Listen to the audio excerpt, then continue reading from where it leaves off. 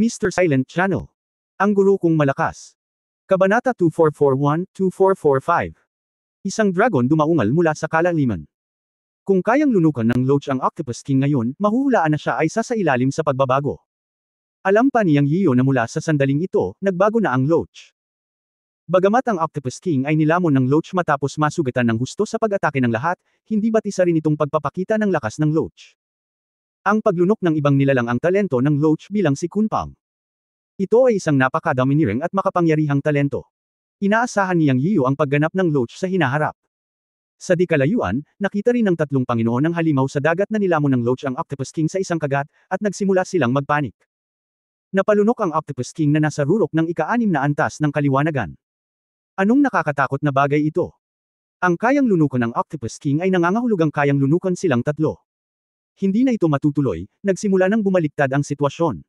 Kung magpapatuloy ito, malaki ang panganib sa kanilang tatlo. Sa oras na ito, ang mga kaliskis ng Loach ay natatakpan ng mga inscription, at ang ulo ng Loach ay naglalabas ng isang kamao ng makulay na halos. Nanginginig ang Loach at tumigil. Alam niyang Yiyan na ang Loach ay nangangailangan ng oras upang matuno ang Octopus King. Kung tutuusin, bagamat nasugatan ng gusto ang Octopus King sa kanila, hindi ito napatay sa huli. Nilamon ng Loach ang Octopus King ng buhay. Not to mention the huge size of Octopus King, the more important thing is that Octopus King has a powerful demon soul. Nilamon ng Loach ang Octopus King sa isang kagat, ngunit dapat itong lumaban para tuluyang mawala ang Octopus King. Sa oras na ito, ang Loach ay hindi maaaring abalahin ng labas ng mundo. Agad na sinabi niyang Yiyan sa malalaking demonyo tulad ng Blood Eagle, palibutan mo ang Loach at protektahan ito. Huwag hayaang maabala ang Loach sa labas ng mundo. Oo, Master, huwag kang mag-alala. Sabay na sagot ng isang malaking demonyo. Sa susunod na sandali ay tumalon siyang Yiyan, tinutukan ng Crab King na kinakalaban ni Xiao Fengwang at ng tatlong kapatid ng pamilya Exi. Una, pumunta at harapin ang Crab King, at pagkatapos ay kunin ang Little Phoenix at ang tatlong kapatid ng pamilya Exi upang magsanib puwersa para patayin ang si Snake King at ang Electric Eel King, at ang apat na si Monster Overlord ay matatapos. Siyempre, ito ay isang magandang pag-iisip, ngunit ang katotohanan na sumusunod ay napakalupit. Alam niyang Yiyo na minamaliit pa rin niya ang mga Panginoong nilalang na ito ng Great Wilderness Sea. Naging balisa ang Electric Eel King at ang si Snake King. Alam nila na kakainin niyang Yiyo ang apat na halimaw sa dagat. Ngayon ay tapos na ang Octopus King, at tatlo na lamang sa kanila ang natitira, at siyang Yiyo ay sumugod na upang harapin ang Crab King. Kung muling mapatay ang Crab King, ang natitirang dalawa sa kanila ay nasa panganib. Hindi, kailangan nating maghanap ng paraan. Nagpalitan ng ilang salita ang Electric Eel King at ang Sea Snake. Biglang umungal ang dalawa at naglunsad ng matinding pag-atake sa Purple Gold Eunuch. Sa ilang sandali, ang Purple Gold Eunuch ay talagang hindi makalaban. Hiss! Woo!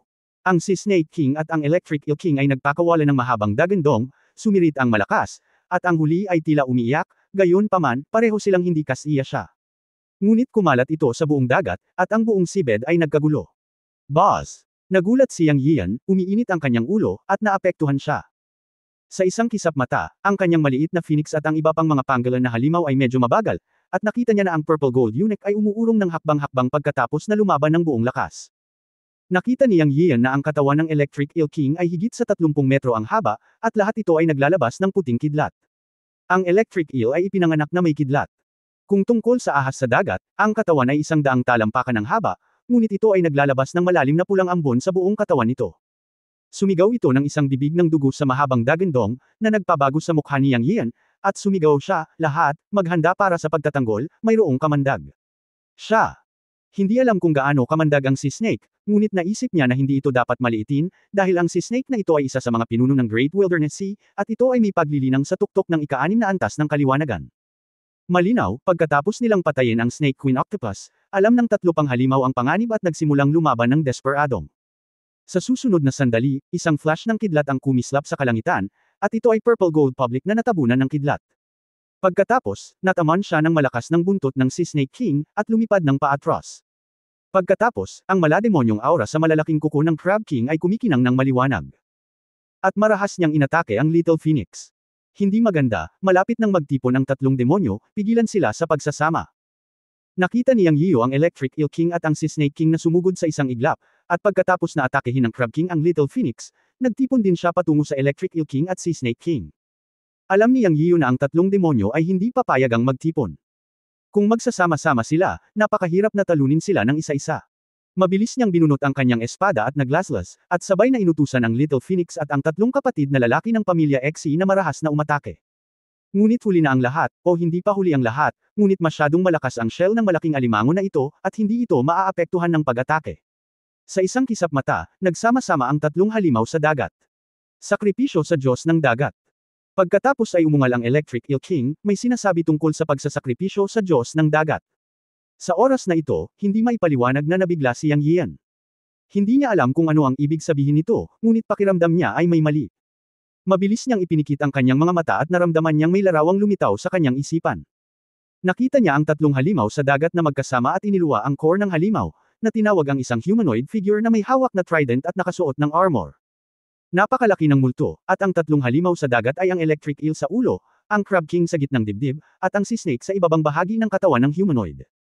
Ang tatlong Sea Monster King ay bumuo ng alternatibong kombinasyon. Ito ang nakita ni Yang Yian sa kanyang isipan. Hindi niya alam kung ano iyon.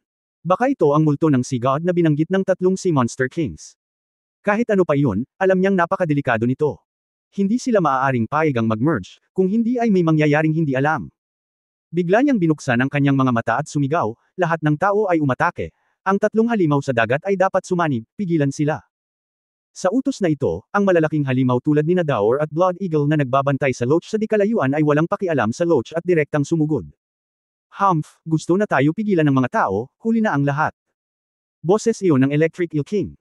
Sa hindi inaasahan kay Yang Yian, mabilis na natapos ang alternatibong pagsasanib ng tatlong halimaw sa dagat.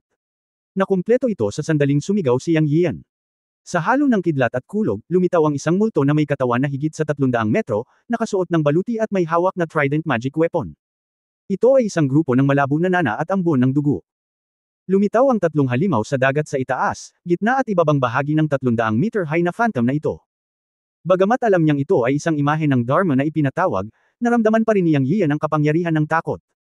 Hindi nakikita, isang whirlpool ang lumitaw sa tubig ng dagat, at isang malakas at walang kapantay na presyon ang lumabas, na nagpapalpitate sa mga tao.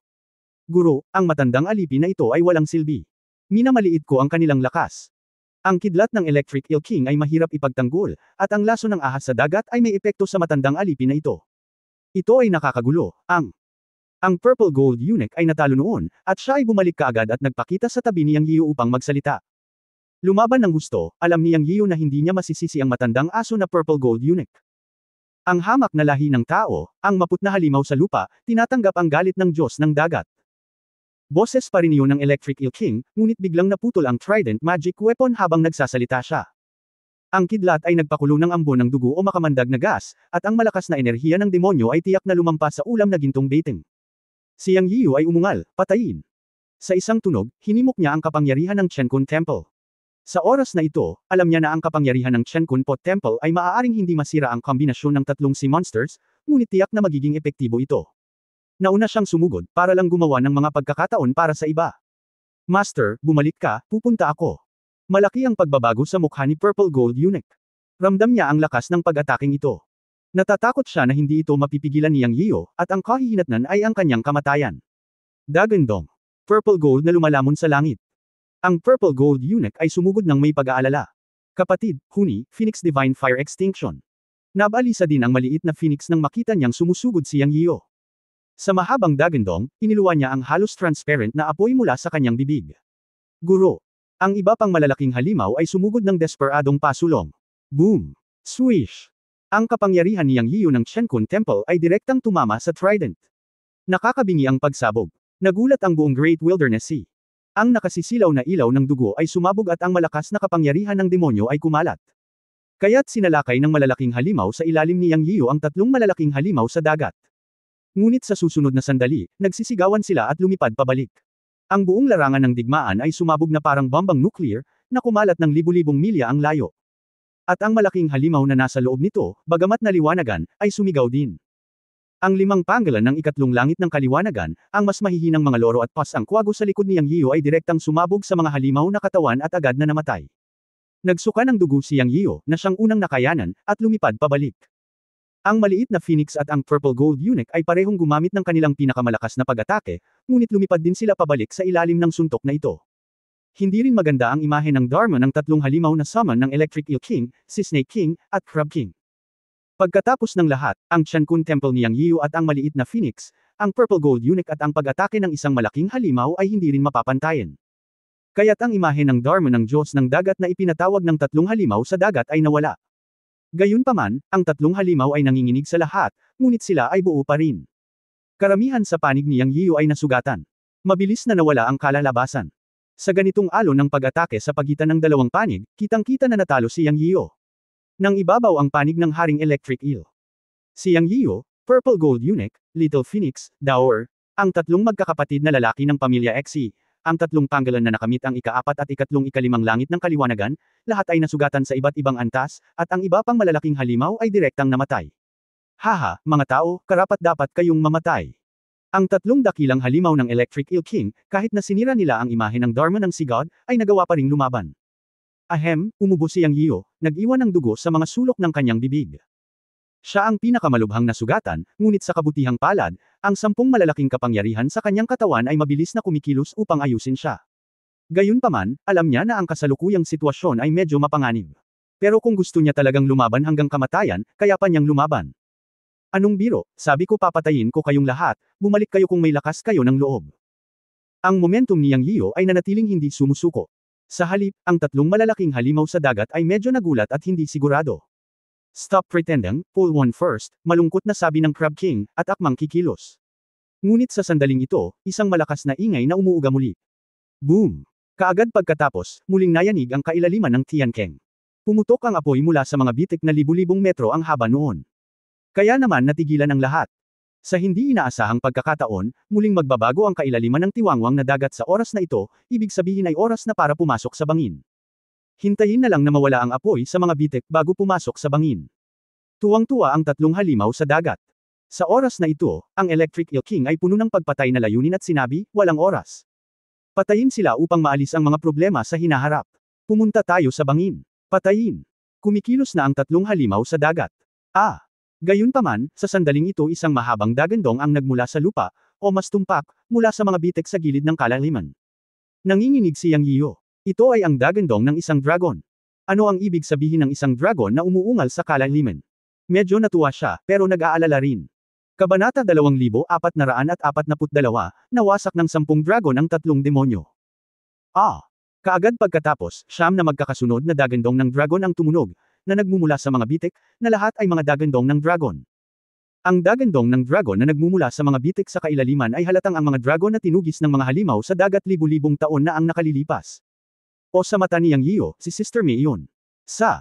Ang isip ng Crab King, ng Sea Snake King, at ng Electric Eel King, sila ang mga kayamanan ng langit at lupa na tumulong sa kanila na mapabuti ang kanilang paglilinang. Sa sandaling ito, masaya rin ang tatlong halimaw sa dagat. Bago pa sila makapasok ay kusa na silang lumabas. Nagkaroon ng bitik sa gilid ng Tianceng, at ang apoy ay sumabog, na nagpapahintulot sa mga dragon na lumabas sa kanilang mga sarili, na kung saan ay mas madali. Sa mga mata ng tatlong halimaw sa dagat, si Yang Yiyu at ang malalaking halimaw sa paligid niya ay malubhang nasugatan, at ang mga dragon ay lumitaw, na isang magandang bagay, at ito ay kapaki-pakinabang sa kanila. Gayunpaman, may isang bagay na nakalimutan ng tatlong halimaw sa dagat. Ibig sabihin, libu-libong taon na ang lumipas mula nang mahuli nila ang mga dragon. Sa libu-libong taon, lumaki ang mga halimaw sa dagat, ngunit hindi balalago ang mga dragon. Ang tatlong halimaw sa dagat, na napakayabang, ay walang pakialam kung ano ang magiging hitsura ng mga dragon na lalabas sa kalaliman na buhay sa oras na ito. Nagulat sa dagandong ng dragon, tumigil ang tatlong halimaw sa dagat na Seisalakay na sana kay Yang Yiyu. Si Yang Yiyu at ang maliit na Phoenix at iba pang malalaking halimaw ay tumingin lahat sa direksyon ng crack. Inaabangan ng lahat kung ang susunod na Dragon Clan ay si Sister Mei at ang kanyang grupo. Isang malakas na dagandong ng dragon ang umalangaw sa buong Great Wilderness Sea, at ang kasunod na pag-ungol ng dragon ay tila tugon sa pagpalakpak at pagsigaw, at ang tunog ay nakakagulat. Sa susunod na sandali, ang apoy sa bitik ay namatay. Tumahimik din ang paligid ng Tianceng na parang isang malakas na lindol. Ngunit pagkatapos ay isang gintong liwanag ang sumugod sa kalangitan. Ito ay isang 5 kuko na gintong dragon na may haba ng katawan na higit sa 900 metro na sumugod palabas at lumipad sa kailaliman. Kasabay nito, ang walang kapantay na presyon ay kumalat ng libu-libong milya ang layo. Mei, Sister Mei. Nakita ni Yang Yiyu ang 5 kuko na gintong dragon na lumitaw at tumawag sa nanginginig na boses, ngunit siya lamang ang nakarinig ng boses. Sa pagkalkula ng oras, siya at si Sister Mei ay hiwalay ng mahigit 9,000 taon, halos 10,000 taon. Libu-libong taon na ang nakalilipas, pinangunahan ni Sister May ang mga dragon na umakyat, ngunit gusto niyang direktang pumasok sa Great Wild Sea. Gayunpaman, hindi niya inaasahan na ang mga halimaw sa dagat sa Great Wild Sea ay hahabulin siya tulad ng karne ni Tang Monk. Bilang resulta, 12-dosenang mga dragon ang namatay. Pinangunahan ni Sister May ang natitirang siyam na totoong dragon sa kailaliman ng Wild Sea. Ngayon lang sila nagmadaling lumabas matapos ang isang bitik na lumitaw sa kailaliman. Nakaligtas sila at tila nagkaroon ng pakikipagsapalaran. Sa sandaling ito, ang presyon mula sa 5 kuko na gininto ang dragon ni Sister May na may katawan na higit sa 900 metro ay hindi mas mababa kaysa sa Purple Gold Eunuch. Boom boom boom. Nagpatuloy ang dagandong sa malaking bitik, ngunit matapos sumugod ang 5 kuko na gintong dragon, sunod-sunod na lumitaw ang 4 na kuko na gintong dragon na may haba ng katawan na humigit kumulang 700 hanggang 800 metro. Doon ay 3 tunay na dragon ng 3 kulay ng asul na dragon, pulang dragon at puting dragon. Nagmadali silang lumabas sa malaking bitik at lumibot sa 5 kuko na gintong dragon, na parang nagbabantay sa hari. Ang dagandong ng dragon ay kumalat sa buong Great Wild Sea, at ang lakas ng dragon ay halos nakikita. Ang mga mata ni Yang Yian ay kumikinang, at isang malaking bato sa kanyang puso ang tuluyang nahulog sa lupa. Noong una ay nag-aalala siya kung mabubuhay pa ba si Sister May at ang iba pa pagkatapos pumasok sa kailaliman ng dagat sa ilang, at kung makakalabas ba sila. Ngayong nakikita ang 5 kuko na gintong dragon na umaaligid sa kailaliman na may maningning na gininto ang liwanag, sa wakas ay gamaan ang pakiramdam niya at nakahinga ng mahabang hininga ng maputik na hangin. Buhay pa rin ang kanyang babae at ang kanyang dragon clan, at maayos pa rin ang kanilang pamumuhay. Ang bawat isa sa kanila ay may malakas na paglilinang.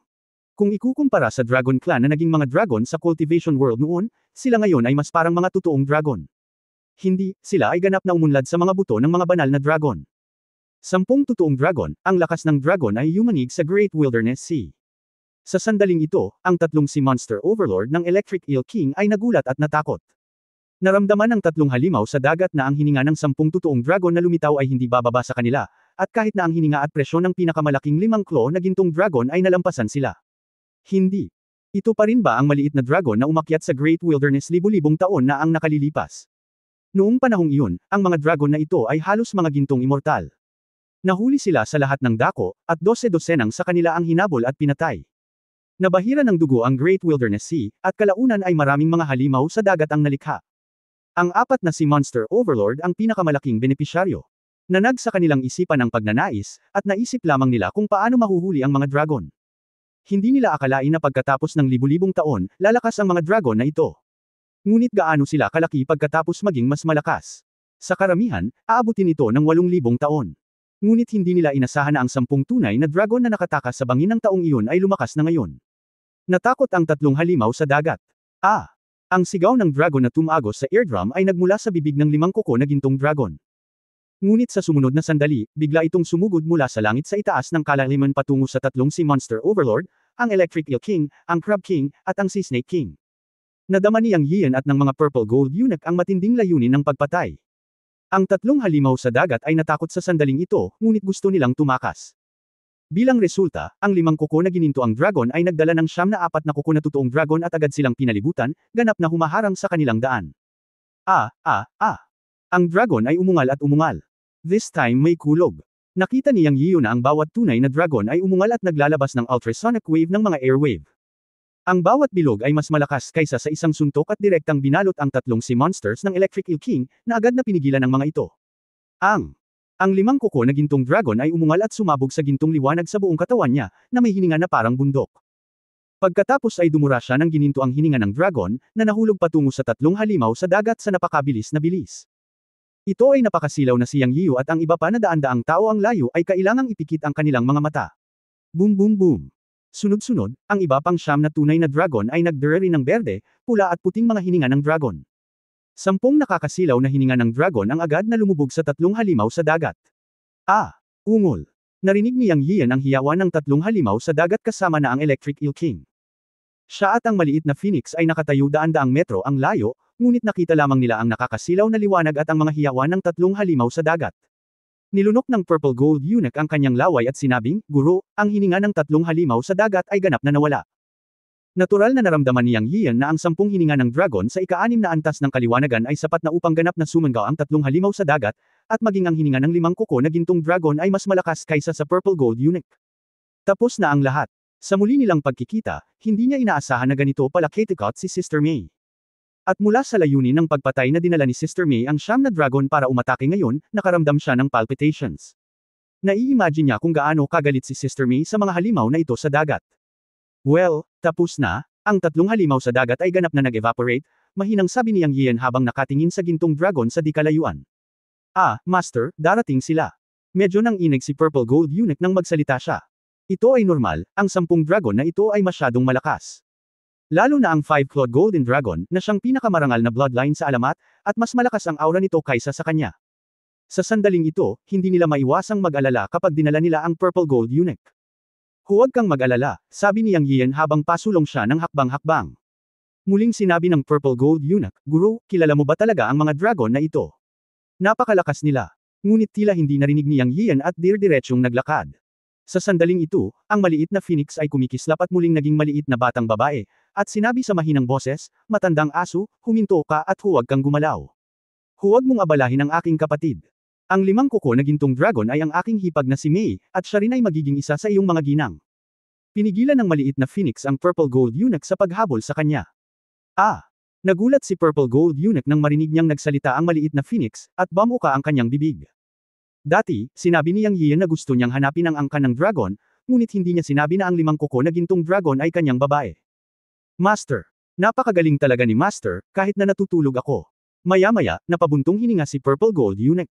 Nag-transform din ang ibang mga demonyo sa anyo ng tao at nagtipon-tipon upang makinig sa Little Phoenix. Tanging si Little Phoenix at Dower lang ang nakakakilala kay Sister May, ngunit hindi alam ng iba pang malalaking demonyo. Nagulat silang lahat. Sa kabilang panig, lumipad ang 5 kuko na gintong dragon at dumating ng mahigit 10 metro ang layo mula kay Yang Yiu. Sa isang kislap ng gininto ang liwanag, nag-transform ito sa isang babaeng nakasuot ng ginto at may suot na korona. Siya ay matikas at nagliliwanag, at ang bawat pulgada ng kanyang katawan ay nagpapakita ng kamahalan at kamahalan. Siya ay may ugali na hindi makamundong. Para siyang Diyos. Ang 9 na dragon sa likod niya ay nag-transform din sa anyo ng tao, ilang lalaki at ilang babae, nakatayo sa likod ng babae. Nanginginig si Yang Yiu, nakatingin sa babae 10 metro ang layo. Huminto siya at hindi maalis ang tingin sa kanya. Swish! Ang 9 na dragon sa likod ng babae ay lumuhad sa isang tuhod sa lupa, ngunit ang kanilang mga mata ay nakatingin kay Yang Yiu. May, Sister May, Yanzi. Parehong nanginginig ang boses. Ang babaeng mukhang Diyos ay natural na si Sister May na binago ng 5 kuko na gintong dragon. Sa sandaling ito, puno ng ambon ang kanyang mga mata habang nakatingin kay Yang Yiu. Nagkatinginan ang 4 sa mata. Magkahiwalay silang nagsalita at dahan-daang naglakad patungo sa isa't isa. Sa wakas ay nagyakapan sila. Walang hiyawan. Dahil lahat ng excitement, pananabik, pag-aalala, at iba pa ay nasa isang tingin at yakap. Nagkaroon ng katahimikan sa field. Tumigil ang lahat sa mundo ni Yang Yiu. Sa sandaling ito, si Sister May lang ang nasa kanyang mga mata. Naramdaman niyang nanginginig at umiiyak si Sister May. At para kay Sister May, natapos na ang lahat ng paghihirap, at bumalik siya sa mga bisig ng kanyang lalaki. Sa wakas natapos na ang bangungot. Pinaghiganti rin niya ang mga patay na dragon ngayon, at ginawang ganap na mawala ang 3 halimaw sa dagat. Nang lumabas siya at nakita ang mga bangkay sa gilid ng Tiankeng, alam niya na hinanap siya ni Yang Yiu para ipaghiganti sila. Makalipas ang mahigit kalahating oras na yakapan, naghiwalay ang dalawa, hindi masyadong nag-uusap, dahil tapos na ang lahat. Hinawakan ni Yang Yiu ang kamay ni Sister May at lumapit sa natitirang 9 na dragon, isa-isa silang inal-alayan. Ang mga dragon na ito ang huling batch ng mga tunay na dragon sa Dragonfish Lake. Walang dragonfish sa Dragonfish Lake ng kanyang Chenkun Pot. Pagkatapos ay umalis sila sa Great Wilderness Sea. 1,000 taon na ang lumipas mula nang siya ay umalis. Matapos lumipad palabas ng Great Wilderness Sea, sa ika-10 araw, lumitaw ang unang bundok ng engkanto sa mundo ng engkanto. Hiniling ni Yang Yiu sa Loach na lumapag at gumawa ng ilang pag-aayos, o ilibing ang mga patay na pangolin, loro, at pas ang kwago. Sa labanang ito, 5 purple gold pangolins, parrots, at cat owls na umabot sa ika-3 antas ng enlightenment ang namatay, at ang iba pang malalaking halimaw ay halos nasugatan. Maaari sana silang magpahinga at magpagaling sa Great Wilderness Sea, ngunit kinasusuklaman ni Sister May ang Great Wilderness Sea at ayaw niyang manatili doon kahit sandali, kaya diretsyong pinaalis ni Yang Yiu ang Loach hanggang sa sila ay magpahinga sa walang kamatayang bundok na ito nang walang anumang buhay na nilalang. Matapos gumaling ng lahat ang kanilang mga sugat, muli silang umalis. Nagkaroon din siya ng pagkakataon na makausap si Sister May. Sa susunod na buwan, sa isang kuweba sa 5 Immortal Mountains, ang mga dakilang halimaw tulad ng Purple Gold Grandpa ay palaging nakakarinig ng ilang kakaibang tawag, ngunit walang nagsabi ng kahit ano. Ang lahat ay unti-unting lumayo sa kuweba, ayaw makarinig ng mga tunog na magpapamula sa kanila. Kabanata 2443, halos mapahamak si Yunmen. Makalipas ang kalahating buwan, inutusan ni Yang na umalis at bumalik sa Yunmen sa Chaos Fairyland. Pumasok sila sa Alien World, ngunit lumabas sa Great Wilderness Sea at diretsyong bumalik sa Fairyland. Ang kabuuang oras bago at pagkatapos ng paglalakbay na ito ay higit sa 1,000 taon, ngunit para kay Yang, ang ani ay napakalaki. Ang Little Phoenix, Sister May, Rat King, Purple Emperor at karamihan sa mga matatanda sa Yunmen noon ay natagpuan na siyang pinakamahalagang bagay para sa kanya. Bilang karagdagan, ang pinakamalaking ani ay ang pagbabago sa kanyang paglilinang. Ang malaking pagbabago matapos makuha ang kapangyarihan ng 10 katangian ay nagpatalon sa kanya mula sa kumbensyonal na balangkas ng paglilinang at pumasok sa isang landas ng paglilinang na hindi niya alam. Ito ay hindi lamang medyo malakas kaysa dati, ngunit ito ay isang subversibong pagbabago. May mga binhi ng 10 kapangyarihan sa kanyang katawan, kabilang ang pundasyon ng 10 batas.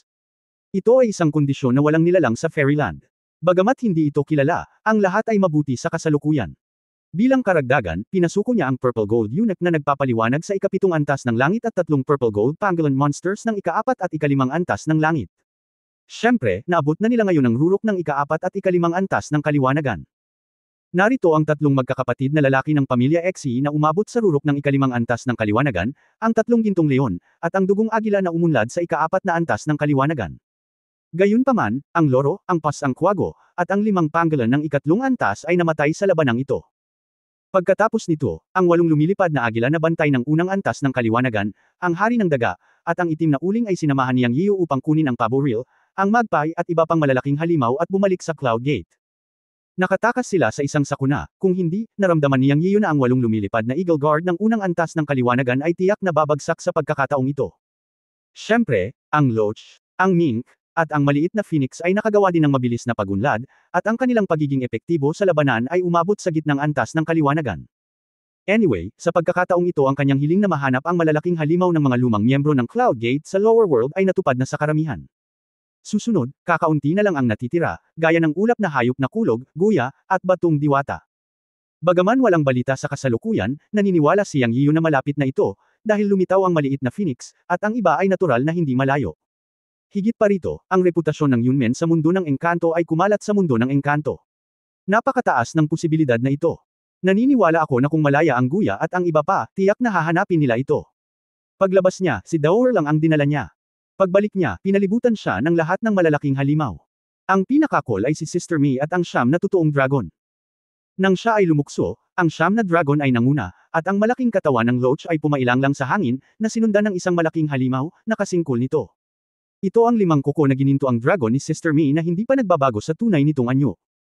Kung magbabago siya sa kanyang tunay na anyo, ito ay mas maimpluwensyahan. Masyadong nakakasilaw si Yanzi. Hayaang mag-transform ang lahat sa anyo ng tao at maging mas estilo. Dapat mong malaman na may mga tao sa labas ng mga tao at may mga langit sa labas ng langit. Sabi ni Ate May habang nakasandal kay Yang. Hehe, gusto ko lang makita yung line-up. Nakikinig ako sayo. We must keep a low profile. Ngumiti si Yang Yian at inutusan ang lahat ng malalaking halimaw na mag-transform sa anyo ng tao, at hiniling din sa iyo na lumiit sa sukat na ilang dosenang metro. Pagkatapos ay hayaang tumayo ang lahat ng malalaking halimaw sa likod ng Loach. Sa susunod na sandali, ang 4 na pares ng mga pakpak ng Loach ay kumikislap, at ito ay 30,000 milya ang layo. Oo, ang Loach ay lumaki, at ang bilis nito ay tumaas mula 9,000 milya hanggang 30,000 milya. Masasabing mabilis itong improvement. Sa pagkakataong ito, nilamon ng taong ito ang isang Octopus King na nasa tuktok ng ika-6 na antas ng kaliwanagan, at mayroong hindi mabilang na iba pang mga halimaw. Normal para sa kanya na gumawa ng malaking pagunlad. Makalipas ang 3 araw. Napabuga ng hangin si Yang Yiyo, sa wakas dumating na, Loach, bumaba ka na.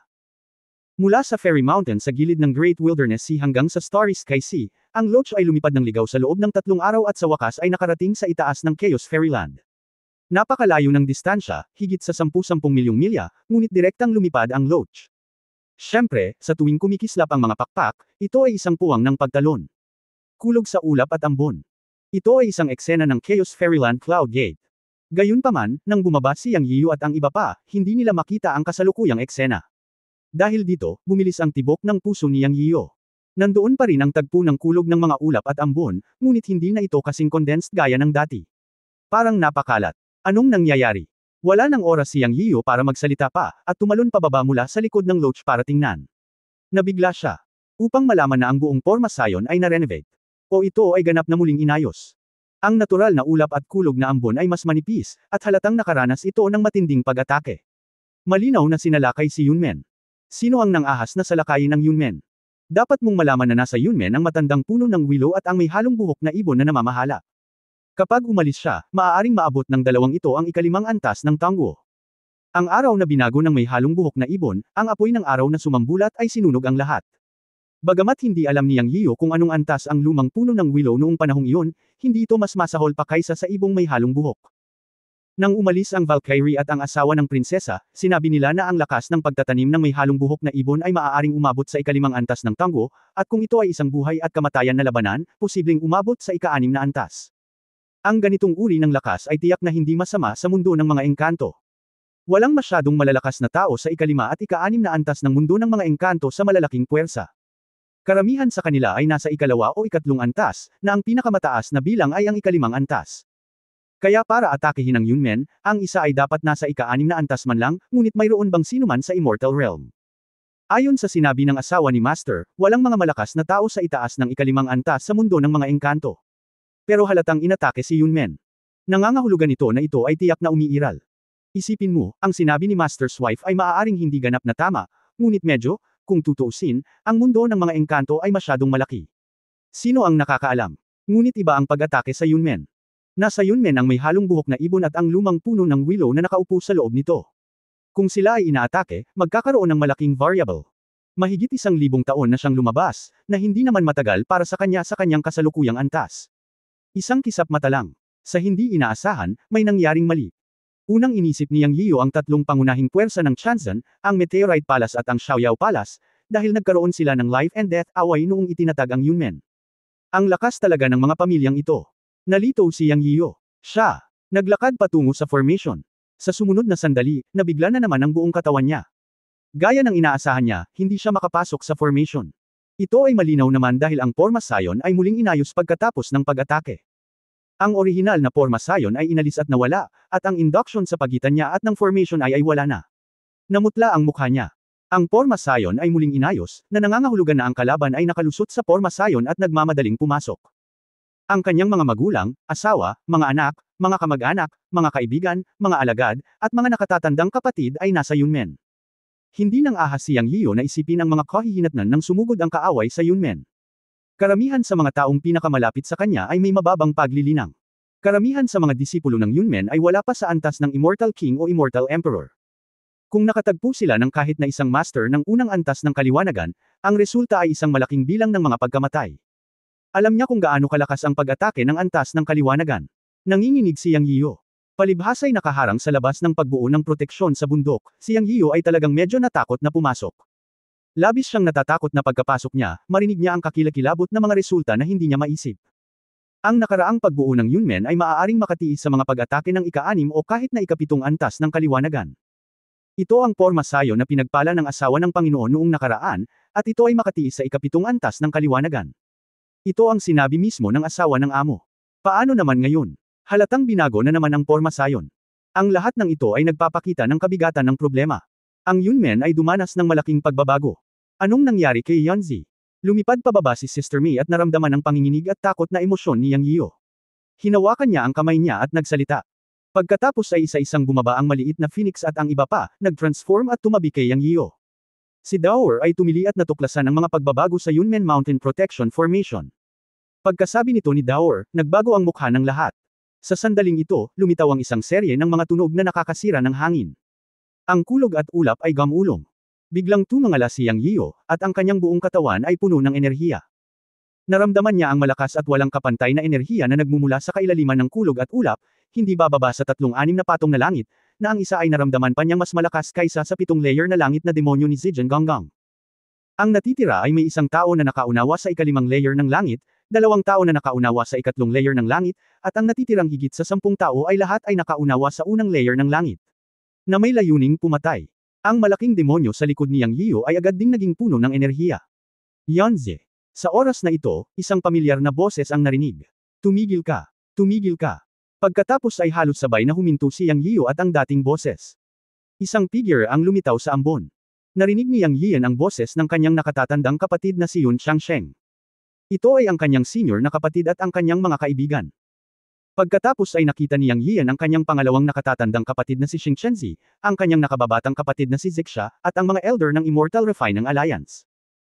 Ngayon nalaman niya na ang kanyang nakatatandang kapatid na si Yun Changsheng at ang kanyang nakababatang kapatid na babae ay nakamit na ang ikatlong antas ng kaliwanagan, habang ang kanyang pangalawang nakatatandang kapatid ay higit na parang espada mula sa kaluban nito, nakatayong matangkad at patayo, at aktwal na nakamit ang ikalimang antas ng kaliwanagan. Tanging ang iba pang mga elder ng Immortal Refining Alliance, syempre, ay miyembro na ngayon ng Cloud Gate Elders Group, at higit sa 10 sa kanila ang lahat ay nakapasok sa unang antas ng Enlightenment. Nang siya ay umalis, siya at ang kanyang nakatatandang kapatid na lalaki ay nagtakda ng isang patakaran sa paglilinang. Sa mga mapagkukunan ng Cloud Gate at ang paliwanag na iniwan ng matandang lalaki sa malaking berdeng pagong, sa loob ng 1,000 taon, 70 miyembro ng Elders Group sa tuktok ng Immortal Venerable ang tiyak na makakamit ang kaliwanagan. Ngayon ay tila nagtagumpay, ngunit mayroon lamang ilang higit sa 10 tao. Pagkatapos, nakita ni Yang Yiu ang isang figure na nakasuot ng itim. Iyon ang Black Lotus na matagal na niyang hinahanap ngunit hindi nakarating sa Heavenly Palace. Sa kaliwa at kanan ng Black Lotus ay nakatayo ang dalawang hindi kilalang dakilang mga demonyo na may cultivation aura na nasa antas ng 6th Heaven. Ang mga taong naramdaman niya noon ay ang tatlong Black Latios. Master, Senior Brother. Si Yang Yiu ay humakbang pasulong at tumawag ng may nanginginig na boses. Puno ng pag-aalala ang mga mata niya. Si Yun Changsheng ay lubos ding napanatag nang makita niya si Yang Yiu. Sa pagtingin sa mga mata ni Yang Yiu, alam niya kung ano ang inaalala ng kanyang nakababatang kapatid. Nang walang gaanong paliwanag, mabilis niyang sinabi, karamihan sa mga bata, mga kapatid mo, at mga magulang mo ay maayos. Matapos marinig ito, gamaan ang pakiramdam ni Yang Yian, ngunit muli rin siyang nalungkot. Naiintindihan niya ang sinabi ng nakatatandang kapatid. Sinabi niya na karamihan sa mga bagay ay maayos, ibig sabihin ay may nangyari kay Yunmen. Huminga ng malalim si Yang Yian at sinabing, ngunit ginawa ba ito ng malalaking puwersang iyon? Well, I'm glad you came back safe. Let's talk about the rest. By the way, this time, muntik nang mapahamak ang ating Yunmen. Salamat sa napapanahong pagpapakita ni He Lian, pumunta ka at kumustahin. Pupunta ako at ayusin ang iba. Tumabi si Yun Changsheng, at hindi kalayuan sa likuran niya ay si He Lian na tahimik na nakatayo. Kabanata 2444, si Xiao Hongwang Heavenly Court ay sumama sa Yunmen. Nandito na ako. Napakasimple ng pag-uusap ni Yang Yian at He Lian. Bagamat matagal na silang hindi nagkita, binati nila ang isa't isa na parang dalawang matandang magkaibigan na nagtatanong, kumain na ba kayo? Sabi ng isa, Ngunit iyon ang pinakamadamdaming salita. Walang pakiramdam ng kakaiba sa lahat, at ito ay mas kilalang kilala. Ang relasyon nila ni He Lian ay talagang relasyon ng guro at kaibigan.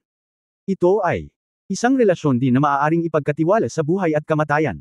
Hindi nagulat si Yang Yian na lumitaw si He Lian noong nasa panganib si Yunmen. Ayon sa panganay na kapatid, ito ay talagang salamat sa hitsura ni He Lian sa pagkakataong ito, kung hindi ay nawasak ang Yunmen.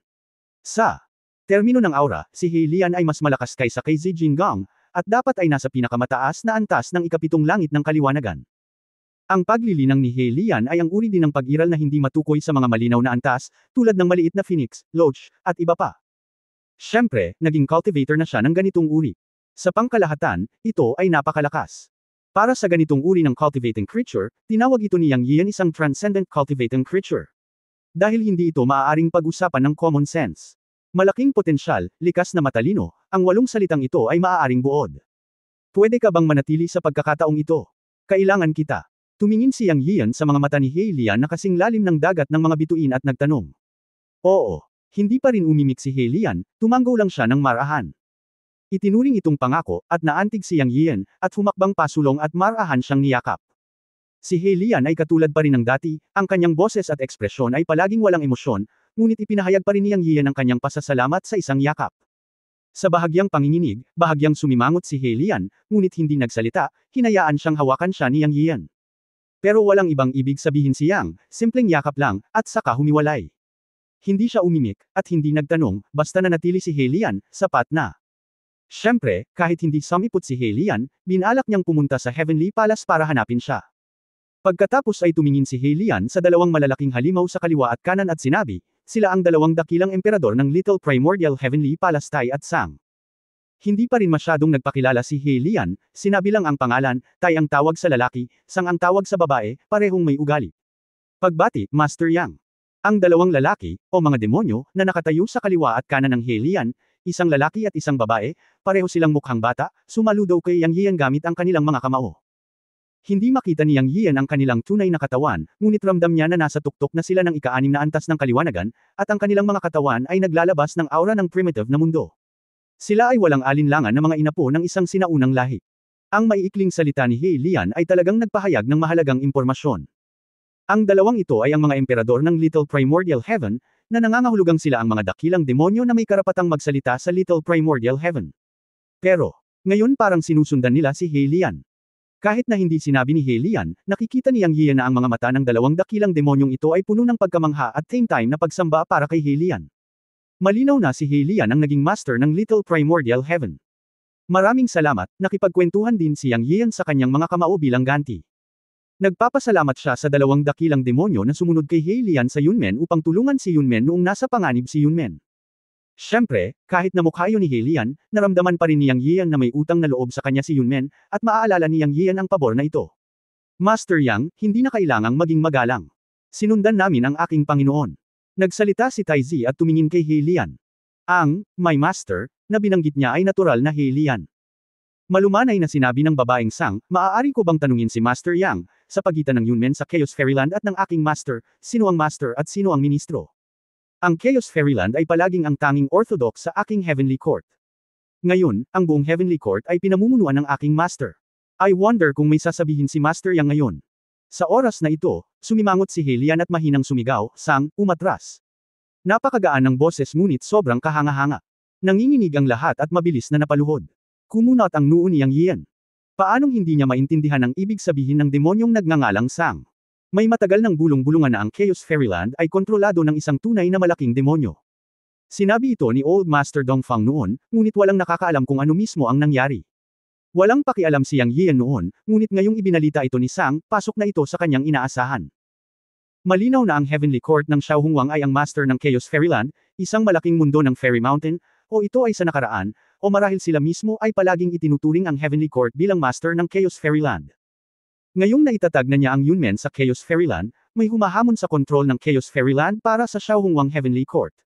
Sa kasalukuyan, naging pinuno ng Heavenly Court si He Lian.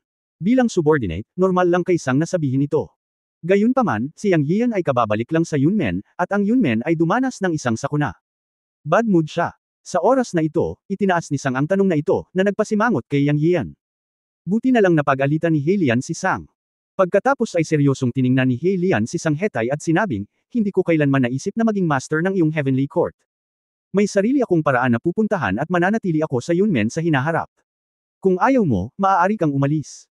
Matapos marinig ito, nanginginig si Sang sa buong paligid, at nagmamadaling ibinaba ang kanyang ulo sa lupa, at natakot na nagsabi, Damn it, Sang, patawarin mo sana ako, Reyna ng Langit. Ikaw ang kinabukasan ng aking Hongwang, at ang pag-asa para sa pag-usbong ng aking angkan ng Hongwang. Nanumpa kaming susundan ka, at wala kaming pagdadalawang isip. Angkan, at ikaw ang Panginoon. Dahil interesado ang inang Reyna, ang buong Xiaohongwang Tianting clan ay isasama sa Yunmen, kasama si Master Yang bilang pinuno. Hindi ako magdadalawang isip. Patawarin mo ako sa panghihimasok ko. Iniisip din ni Sang ang tungkol sa angkan ng Xiaohongwang Tianting. Ito ay isang hindi sinasadyang gawa. Mangyaring huwag mo kaming itaboy, inang Reyna. Sa mga oras na ito, si Tai ay nagsalita din sa gulat. Hoy, wala akong intensyon na maging Panginoon mo. Ang pagpunta sa munting Primordial Heaven ay isang pagbabalik din sa aking tinubuang lupa. Ang korte ng demonyo ng nakaraan ay matagal nang naging kasaysayan. Ngayon hinahanap ko na lamang ang mahusay na paraan.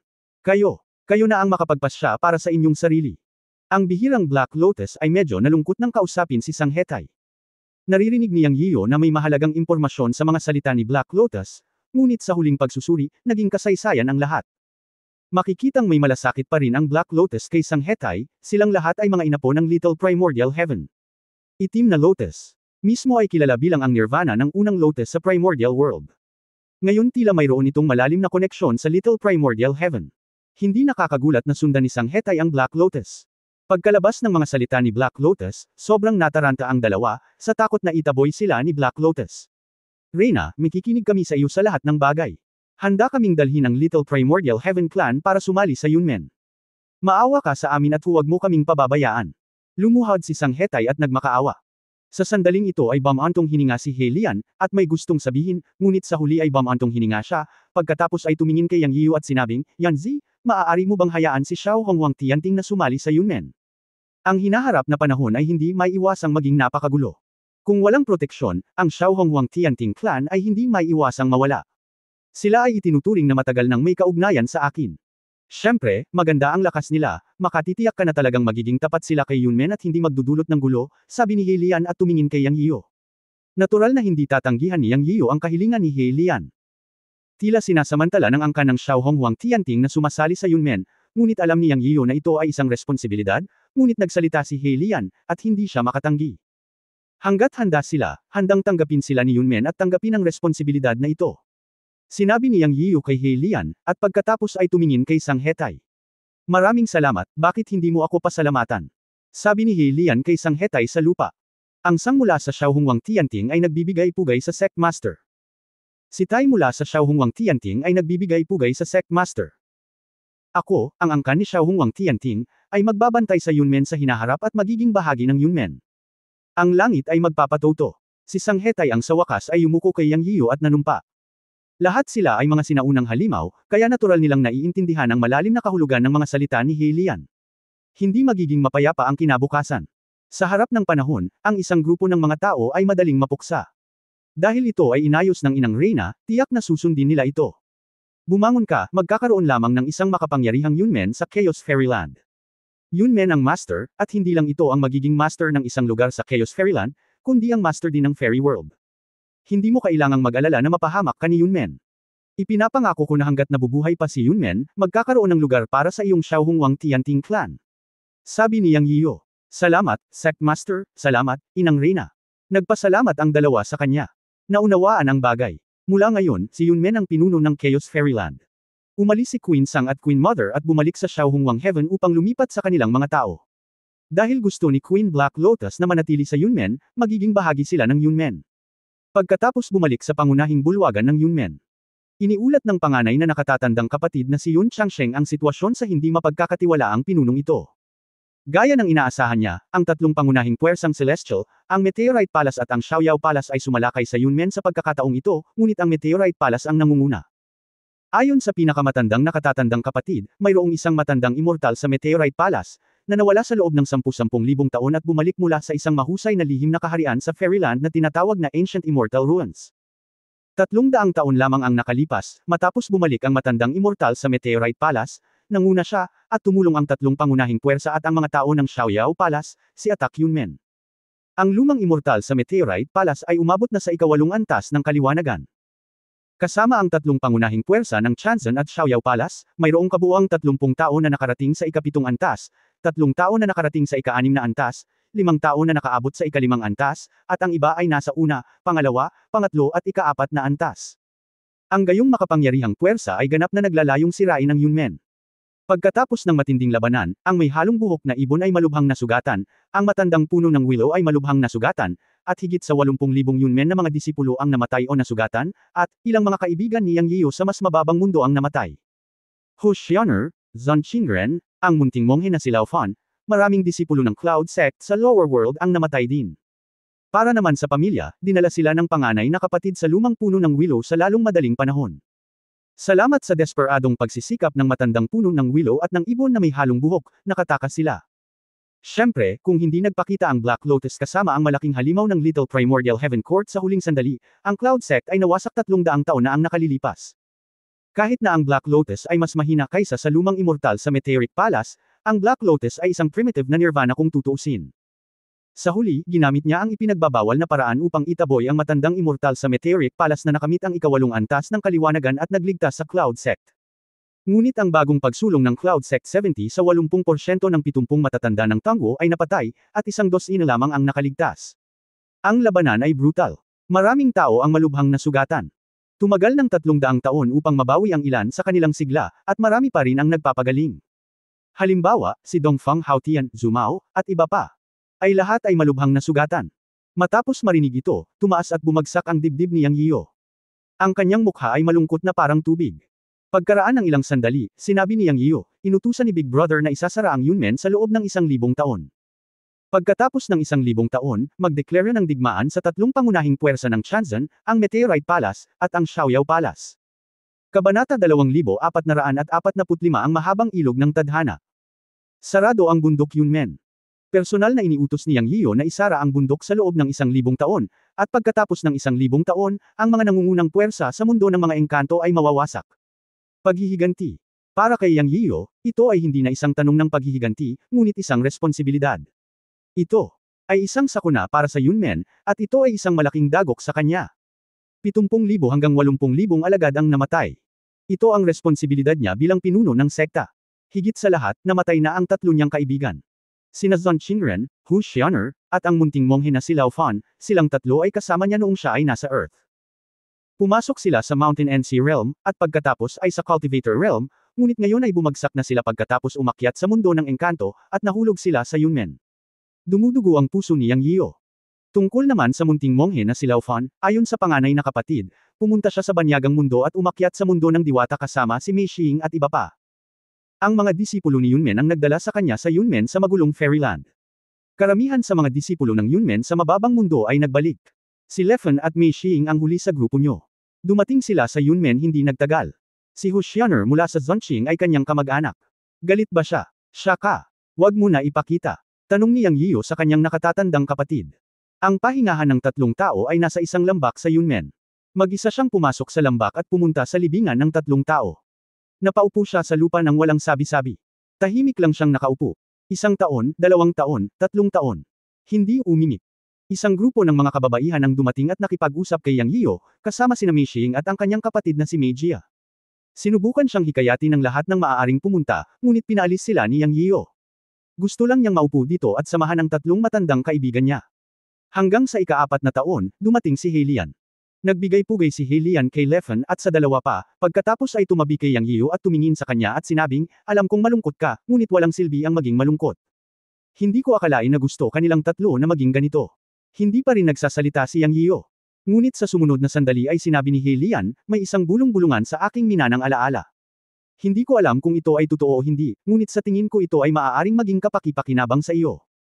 Huminto siya at nagpatuloy, mayroong 6 na reincarnation sa loob ng 3 realms. Reinkarnasyon ay nagmula sa Netherworld. Ang mga kaluluwa ng lahat ng nabubuhay na bagay sa 3 realms ay babalik sa Netherworld pagkatapos ng kamatayan, pumasok sa mahabang ilog ng kapalaran, muling pumasok sa 6 paths at ipinanganak ang 3 realms. Marahil ay hindi pa sila patay, ngunit bumalik sa Netherworld. Sa puntong ito, ang mga mata ni Yang Yio, na hindi gumagalaw, ay biglang kuminang ng maliwanag, na may 10 kulay ng liwanag na nagniningning, ngunit hindi nagtagal ay nawala, ngunit sa wakas ay nagsalita siya. Sinabi ni Yang Yio sa paos na boses, alam kong inaaliw mo ako. Kung ang isang tao ay namatay bago bumuo ng isang tableta, siya ay pupunta sa underworld, tulad ng sinabi ng matanda na iyon ay si Lingling. Naniniwala ako na siya ay nasa underworld, at makikita ko siya doon balang araw. Pero magkaiba silang 3. Sila ay naging mga immortal. Kapag ang isang immortal ay namatay, ang kanyang kaluluwa ay makakalat at hindi na siya magkakaroon ng pagkakataon na muling magkatawang tao. Paano siya napunta sa underworld? At hanggang ngayon hindi ko alam kung nasaan ang underworld. Nasaan ang 6 na reincarnation? Walang emosyon pa ring nagsalita si Heilian, hindi mo naintindihan ang sinabi ko. Ilog ng tadhana ang tinutukoy ko. Ito ang pinagmulan ng lahat ng bagay. At hindi ko na kailangan pang i-comfort ka. Gusto ko lang sabihin sa iyo ang nalalaman ko mula sa minana kong alaala. May isang bagay na gusto kong sabihin sa iyo. Ang minana kong alaala ay hindi maaaring mali. Kahit na hindi ko alam, ito ba ay pag-asa o hindi. Nahulog sa malalim na pag-iisip si Yang Yio. At nagpatuloy si Heilian, tulad ng alam mo, ang mga tao sa ibaba ng yugto ng Jindan ay iiral sa Netherworld pagkatapos ng kamatayan at bubuo ng isa pang anyo ng buhay. Iyon ay tumutukoy sa mga mortal. Si Liu Lingling ay isa sa kanila, at alam ko ito. At ang mga immortal ay walang pagkakataon na muling magkatawang tao pagkatapos ng kanilang kamatayan. Ito ay kilala sa mga immortal at ito ay isang katotohanan. Ngunit may isang bagay na hindi mo alam, at kahit na maraming mga immortal ay hindi alam, na siyang pinagmulan ng tadhana. May pinagmumulan ng tadhana sa 3 kaharian. Ayon sa alamat, ito ang pinagmulan ng pagsilang ng lahat ng bagay na may buhay. Maaari din itong tawaging kaluluwa.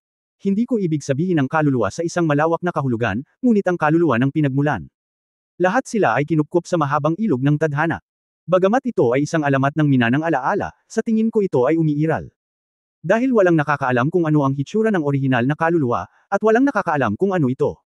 Pagkatapos ng kamatayan ng isang immortal, ang kaluluwa ay nakakalat, isa lamang anyo na nawasak sa mundo, ngunit ano ang sanlibutan? Ang mundo ay ang mahabang ilog ng kapalaran, na nangangahulugan na ang kaluluwa ng isang immortal pagkatapos ng kamatayan ay bumalik sa mahabang ilog ng kapalaran, na bumalik sa orihinal na estado ng buhay. Sa oras na iyon, ang mahabang ilog ng kapalaran ay magbibigay sa kanila ng bagong buhay. Totoo naman di ba? Matapos marinig ito, nagulat si Yang Yiyo. Ang kanyang mga mata ay tumingin sa mga lapida ng tatlong tao, at pagkatapos ay tumingin kay Helian at sinabi, ito ba talaga ang nilalaman ng iyong minanang alaala, hindi ang mahabang ilog ng kapalaran na ginawa mo upang aliwin ako? Bahagyang sinabi ni Helian, sa tingin mo ba gagawa ako ng kwento para aliwin ka? Balik tanong ni Helian. Naisip ni Yang Yiyo na tiyak na hindi ito ang estilo ni Helian, ibig sabihin, ang kanyang sinabi ay nagmula sa minanang alaala. Malamang totoo. Para kay Yang Yiyo, ang mga salita ni Helian ay isang espiritual na pag-asa. Kahit payat ito, pinili niyang maniwala sa manipis na pag-asa na ito. Ipinagpatuloy ni Black Lotus, ang mga lihim ng mahabang ilog ng kapalaran ay maaaring malaman mo kung makakamit mo ang pagiging Diyos balang araw. Ang Netherworld at Reincarnation ay tiyak na umiiral. Maraming bagay sa mundo, ang tatlong kaharian, at higit pa. Ikaw at ako ay hindi sila kilala, at hindi man lang natin narinig ang tungkol sa mga ito. O marahil ay iniisip natin na nakakagulat ang mga ito kahit na hindi natin narinig ang tungkol sa kanila o hindi ito mangyayari. Maaari kang makipag-ugnay sa mahusay na paraan. Ito lang ang masasabi ko sa iyo.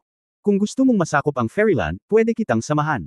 Nais ko ring sabihin sa iyo na ang nasa Meteoric Palace na umabot sa ika-8 antas ng kaliwanagan ay napakalakas. Pilit ko lang siyang maibabalik, pero natatakot akong hindi ko siya matalo sa loob ng 1,000 taon. Ang taong iyon ay lumabas sa sinaunang mga guho ng mundo ng engkanto, ang engkanto at demonyong lihim na kaharian. Sinasabing nawala siya ng 10,000 taon, ngunit bumalik siya. Hindi lang iyon, ang tatlong pangunahing puwersa ng Chanzan, Xiaoyao Palace, Meteorite Palace at iba pang malalaking puwersa ay may malalakas na tao na lumalabas sa Fairy at Demon Secret Realm.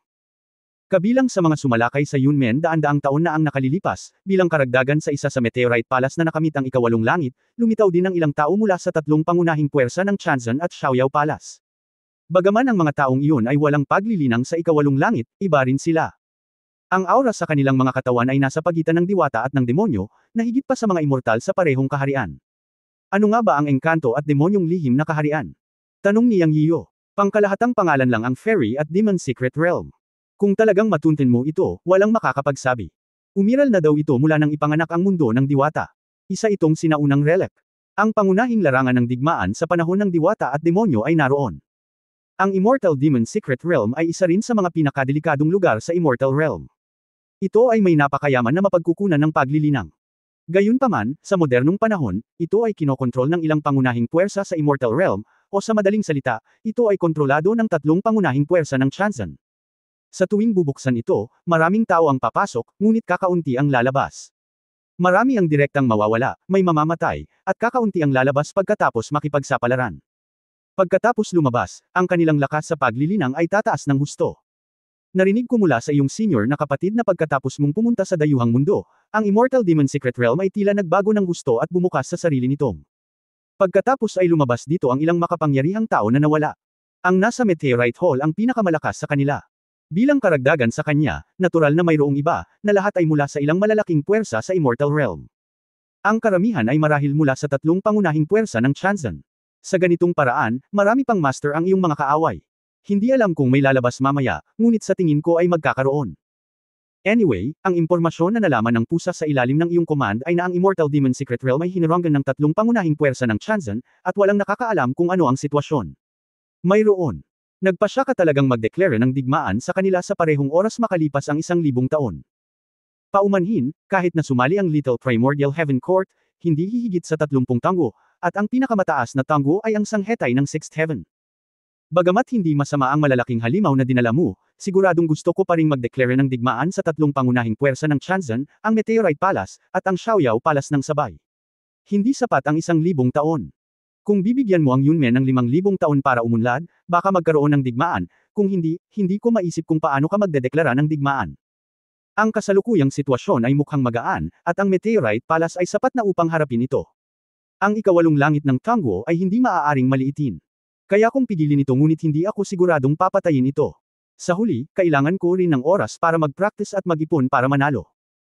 Ang tatlong pangunahing puwersa ng Chanzan na pinagsama ay mas nakakatakot kaysa sa Meteorite Palace, hindi banggitin na mayroon ding Xiaoyao Palace na may pinakamalawak na network ng mga tao sa mundo ng mga engkanto. Ano ang handa mo? Pagkatapos magsalita ni Helian, tumingin siya kay Yang Yian, naghihintay ng sagot nito. Nakinig ng mabuti si Yang Yian at alam niyang ganap na tama ang sinabi ni Helian. Sa katunayan, naisip niya ang lahat ng ito. Ang 1,000 taon ay talagang isang mahabang panahon, ngunit sa katunayan, para sa isang malakas na tao sa antas ng kaliwanagan, ito ay isang snap lamang ng isang daliri. Hindi ito mahaba ngunit napakaikli. Sinabi ni He Lian na kung gusto niyang magdeklare ng digmaan, kakailanganin niya ng hindi bababa sa 5,000 taon upang makatiyak. Alam ni Yang Yian na si He Lian ay nagsasalita tungkol sa kanyang sarili. Sa loob ng 5,000 taon, maaaring makalusot si He Lian sa ika-8 o maging ika-9 na antas. Sa panahong iyon, walang magiging problema. Ngunit nadama ni Yang Yian na ang 1,000 taon ay magiging masyadong mahaba. Mahaba ang oras. Siya ay labis na nalulumbay.